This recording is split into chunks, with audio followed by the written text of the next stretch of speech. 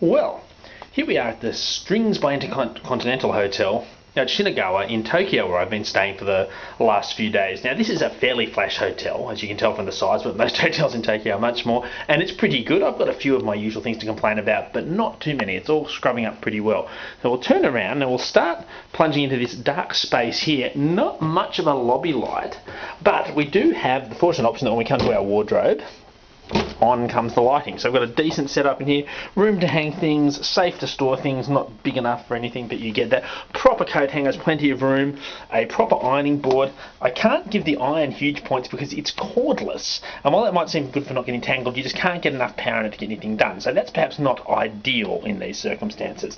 We have none of the rubbish about having to keep power in the room, and we have a whole range of lights, including the fairly spectacular bathroom. I like this arrangement very much, where you've got the shower and the bath in this little separate area, and then your toilet and your rather nice wash basin here. It's the usual Japanese techno toilet, which means the first thing you have to do is work out how to switch off the heating in the seat. Sitting down on a warm seat, yuck, not something we want to be doing a whole lot of.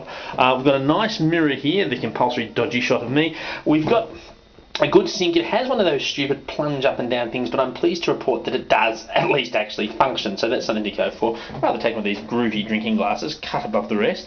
Then we head out into the main area after another enormous mirror.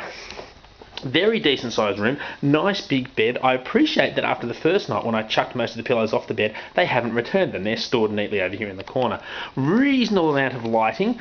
As we come over here, we'll appreciate that we have a proper alarm clock, but because it's mounted to the wall, you do have to sit up in bed to read it. It's still nicer to have something out on the side where you can just half wake up and think, ooh, I've still got some more hours to sleep, or damn it, I have to get up in 3 minutes.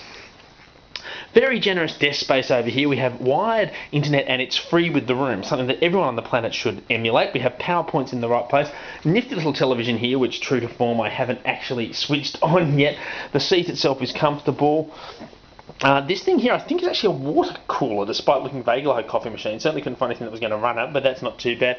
This corner of the room is a bit weird. We've got these little mirrored panels and stuff. It's not a storage cupboard. I can't work out what it's doing in the next room. Not quite sure what's going together there. Little couch to relax on here, and then over towards the windows, you can dimly see through this haze. Actually, you probably can't, let's face it. Shinagawa and Tokyo outside. Very convenient location right on top of the station. No doubt if I was in Tokyo on my own, I would not be able to afford this, but as someone else is paying, I'm very grateful, and it's been a very nice place to stay.